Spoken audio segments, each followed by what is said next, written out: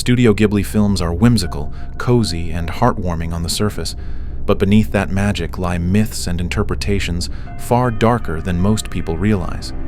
In My Neighbor Totoro, some say our beloved forest spirit is actually the god of death. In Ponyo, the cheerful flood may really be humanity's final passage into heaven. Grave of the Fireflies has been read not just as tragedy, but as a purgatory loop where the siblings relive their suffering forever. Spirited Away hides unsettling parallels to Japan's sex industry, and Whisper of the Heart has even been linked to what fans call a suicide syndrome. 5 myths. 5 unsettling rereadings of the films we thought we knew. Which of these do you think might actually be true? When most people think of My Neighbor Totoro, they imagine one of Studio Ghibli's most heartwarming films, a gentle childhood story about sisters, forests, and magical creatures.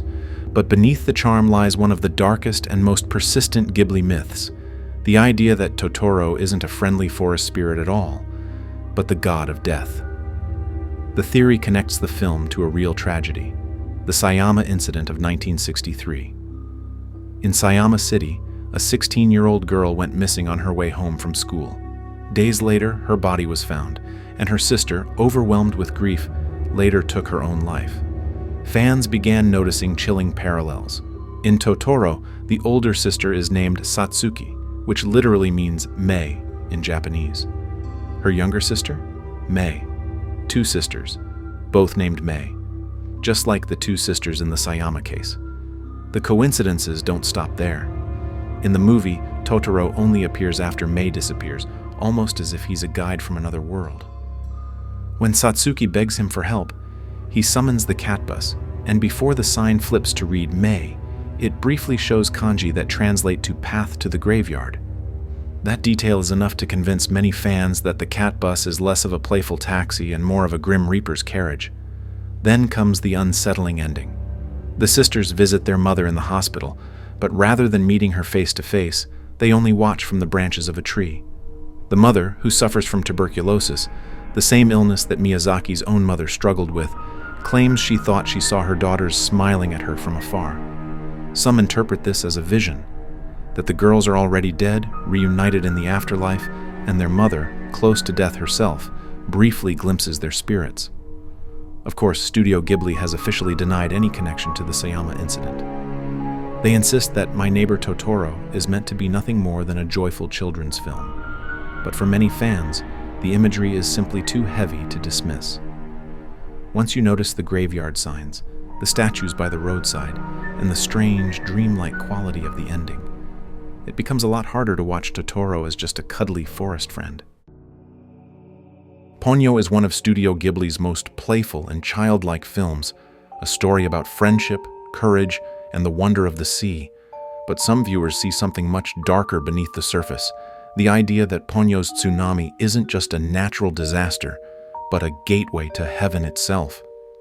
According to this interpretation, the flood that swallows Sosuke's town isn't a literal flood at all, it's the afterlife.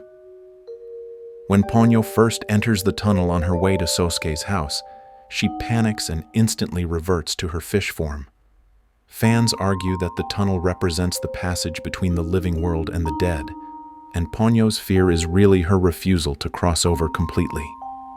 The most haunting evidence, though, comes from the elderly residents of the nursing home. When the town is submerged, these frail wheelchair-bound characters are suddenly shown standing tall, dancing, breathing, and moving gracefully under the waves. The theory claims this isn't magic or healing. It's because they've already died, and what we're witnessing is their joyful existence in heaven. In this view, the entire underwater world of Ponyo isn't meant to be taken literally. The rising sea, the glowing fish, the scenes of humans moving effortlessly underwater, all are signs that Sosuke and Ponyo may have stepped into a realm beyond life. Of course, critics of this theory point out an obvious contradiction.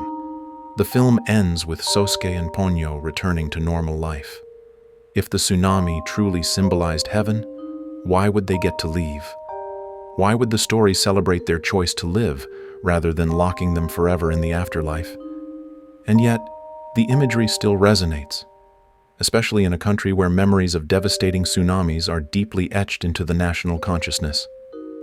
For many viewers, Ponyo's flood is a reminder of both loss and transcendence, a dreamlike vision of what might lie on the other side of disaster.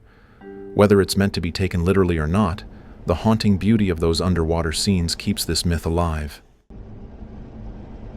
Grave of the Fireflies is already one of the most heartbreaking films ever made, a raw depiction of two children trying and failing to survive in wartime Japan.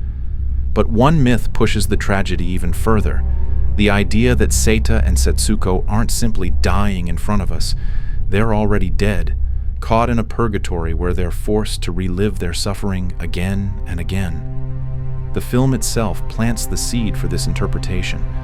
From the very first scene, we see Seita's spirit in the train station, slumped and starving. His ghost rises, and together with Setsuko's spirit, he begins to watch the story of their own downfall. This framing device makes it feel less like a flashback and more like an endless loop. The siblings looking back on their lives, powerless to change anything, condemned to watch their failures forever. Every moment of the film becomes darker through this lens. When Setsuko plays with the candy tin, when they laugh together catching fireflies, when Seita tries desperately to care for her, none of it is a memory that fades away. Instead, the purgatory reading suggests these scenes are fragments they're doomed to revisit eternally. Joy always followed by hunger, love always swallowed by loss. It's an unbearable thought. Most viewers leave the film shattered already, mourning the innocence destroyed by war. But if this myth is true, the siblings never find peace. They don't move on to a gentler afterlife. Instead, they're trapped in an endless replay of starvation, regret, and fleeting happiness. Forever children, forever dying, forever watching.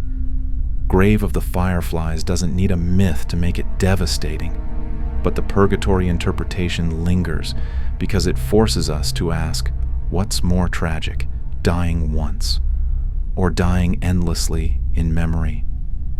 This reading makes an already brutal film almost impossible to bear. Spirited Away is beloved as a coming-of-age tale, but one of its darkest interpretations claims the film is actually an allegory for Japan's sex industry. At first, this sounds shocking, but the clues scattered throughout the movie give weight to the theory. The biggest one comes early. Chihiro loses her name and is renamed Sennar. In Japanese history, women working in brothels often took on new names, a practice still known as genjin.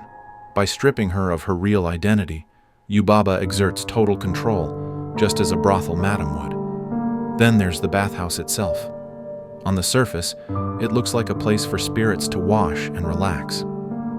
But Edo period Sento bathhouses were notorious for being more than just places of bathing. Many doubled as sites of prostitution, where men could pay for additional services after hours. Yubaba, towering and greedy, fits the role of the madam perfectly. She offers shelter and employment, but only by binding her workers with contracts they can't escape. The symbolism continues with No Face.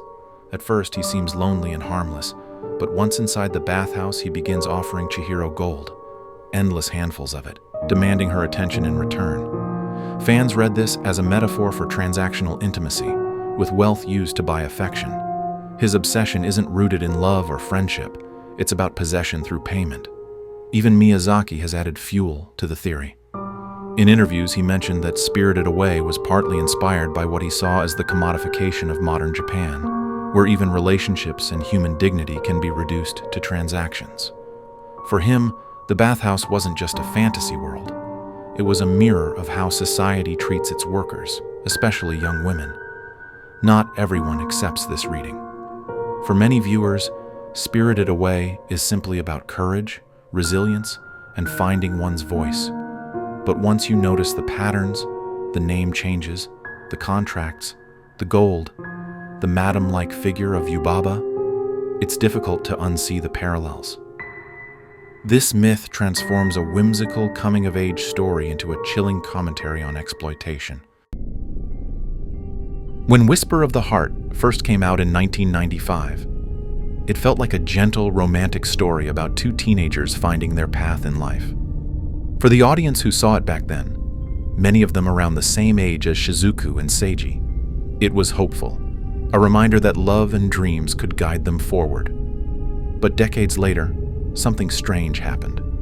When that same audience rewatched the film in their 30s, it didn't hit the same way. Instead of nostalgia, many felt a heavy sense of regret. Online forums began to fill with posts under a chilling nickname, the Whisper of the Heart Suicide Center.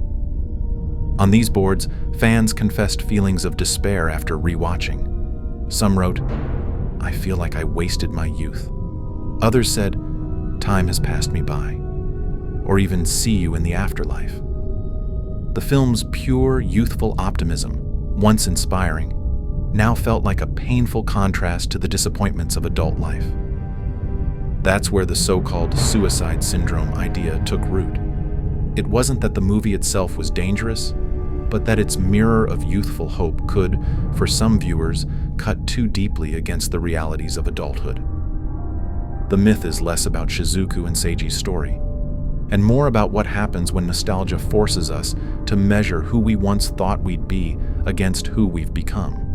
In that sense, Whisper of the Heart is both heartwarming and haunting, a story of young love that decades later still has the power to break hearts. These myths blur the line between whimsy and unease, turning Ghibli's warmth into something far more unsettling.